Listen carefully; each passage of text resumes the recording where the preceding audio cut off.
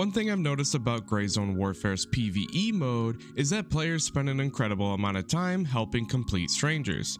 They'll drop keys you've been searching for, revive you after a bad fight, spend an hour helping you finish tasks, or even escort you across the map just so you don't have to make that journey alone and unlocking the LZs in the process.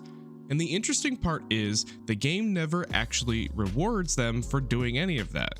They don't get any bonus XP, they don't get any extra money, and they don't unlock some hidden achievement. So it made me start wondering, why does this happen so often?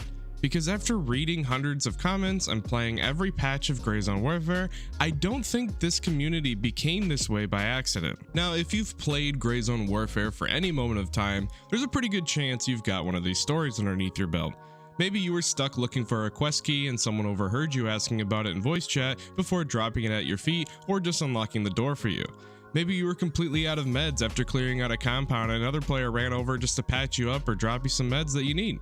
Or maybe you were brand new to the game and a veteran player spent half an hour showing you where to go instead of rushing off and doing their own thing, or even dropping you the biggest backpack in the game. When I started reading comments from my own videos, I realized these stories kept showing up over and over again. Different players, different servers, and different situations, but all the same outcome. Someone took time out of their session to make someone else's experience a little bit easier. And honestly, that's not something I expected to see so consistently in an extraction shooter. And that's what I find so interesting about Gray Zone Warfare's unique take to the PvE mode on allowing a social sandbox. The game never tells you to help anyone. There's no mission that says go help a new player. There's no vendor handing out rewards because you revived X amount of players. There's no reputation system for being a good teammate to a stranger. There's no karma system, anything like that either. You choose to do it. And I started asking myself, why? I actually think Gray Zone Warfare naturally creates these moments. You're all sharing the same world. You're often heading towards similar objectives or similar main locations. Players cross paths constantly.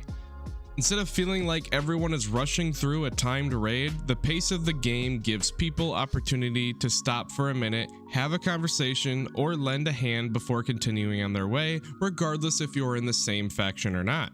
The game doesn't force cooperation, it simply creates opportunities for it. If you want to do it, you can. If you don't, and you can carry on your merry way. I also think there's another reason this community feels different. Every single veteran player remembers what it was like starting out, trying to figure out where a task was, searching endlessly for a specific key, learning the map location, running out of medical supplies because you brought the wrong ones or too many, or my favorite, running out of splints, getting completely lost in Tiger Bay. We've all been there. So when experienced players see someone struggling with those same problems, I think a lot of them naturally want to help. Not because the game tells them to, but because someone probably helped them when they were in that exact same position. And that's how communities grow. One good experience gets passed on to the next player. Then that player eventually becomes the one helping somebody else. What's that saying? The student becomes the teacher, so to speak, right? We all want to help the little guys get somewhere in the game because we've been there before. I've spent a lot of time talking about AI improvements, task systems, progression, and even performance. And all of those things absolutely matter. But after thinking about it, I realized something. One of my favorite things about Gray Zone Warfare isn't actually listed in any patch notes. It's the community. No developer can patch kindness into a game. No update can force players to spend an hour helping someone they don't know. That's something players create themselves.